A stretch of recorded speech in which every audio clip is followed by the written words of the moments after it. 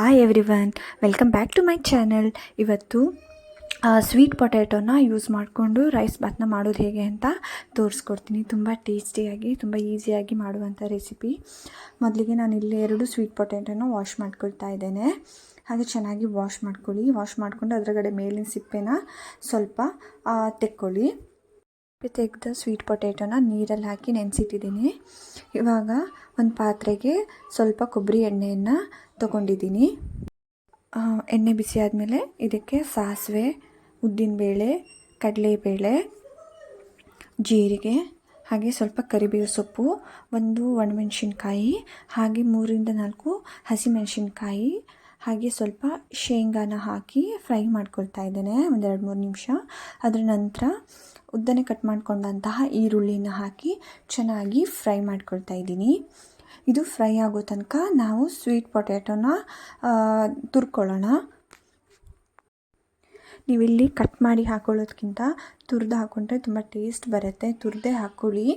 ಈ ಥರ ಚೆನ್ನಾಗಿ ಗ್ರೇಟರ್ನ ಸಹಾಯದಿಂದ ಥರ ಗ್ರೇಟ್ ಮಾಡಿ ಇಟ್ಕೊಳ್ಳಿ.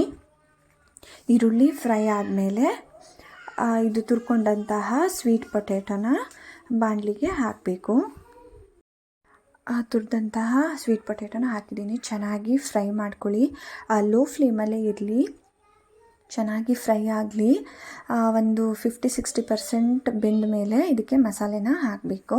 ಇದು ಹೀಗೆ ಸ್ವಲ್ಪ ಮುಚ್ಚಿಟ್ಟು ಸಹ ಬೇಕಾದರೆ ನೀವು ಬೇಯಿಸ್ಬೋದು. ಆದರೆ ಆವಾಗವಾಗ ಕೈನ ಆಡಿಸ್ತಾ ಇರಬೇಕು, ಇಲ್ಲಾಂದರೆ ಇದು ಕೆಳಗಡೆ ತಾಗಿಬಿಡತ್ತೆ. ಸೊ ಈ ಥರ ಚೆನ್ನಾಗಿ ಫ್ರೈ ಮಾಡ್ಕೊಳ್ಳಿ. ನಾನು ಪ್ಲೇಟ್ನ ಮುಚ್ಚಿಟ್ಟು ಬೇಯಿಸ್ತಾ ಇದ್ದೇನೆ. ನಾನು ಒಂದು 10 ನಿಮಿಷ ಮುಚ್ಚಿಟ್ಟು ಬೇಯಿಸಿದ್ದೆ. ಇವಾಗ ಚೆನ್ನಾಗಿ ಬೆಂದಿದೆ, ಒಂದು 60% ಬೆಂದಿದೆ. ಇವಾಗ ಇದಕ್ಕೆ ಮೆಣಸಿನ ಪುಡಿ, ಗರಂ ಮಸಾಲ ಪುಡಿ, ಪಲಾವ್ ಪೌಡರ್, ಹಾಗೆ ಸ್ವಲ್ಪ ಕೊತ್ತಂಬರಿ ಪುಡಿನ ಹಾಕಿ, ಹಾಗೆ ರುಚಿಗೆ ತಕ್ಕಷ್ಟು ಉಪ್ಪನ್ನು ಹಾಕಿ ಚೆನ್ನಾಗಿ ಮಿಕ್ಸ್ ಮಾಡ್ತಾ ಇದ್ದೇನೆ.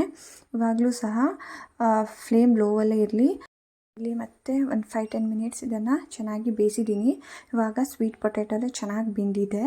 ಇವಾಗ ನೀವು ಯಾವ ರೈಸನ್ನು ಬೇಕಾದರೂ ಸಹ ಯೂಸ್ ಮಾಡ್ಬೋದು. ಅಂದರೆ ಬೆಳಿಗ್ಗೆ ಉಳಿದಂಥ ರೈಸನ್ನು ಸಹ ಮಾಡ್ಬೋದು, ಇಲ್ಲ ನೈಟ್ ಉಳಿದಂಥ ರೈಸಿಗೆ ಸಹ ಇದನ್ನು ಮಾಡಬಹುದು.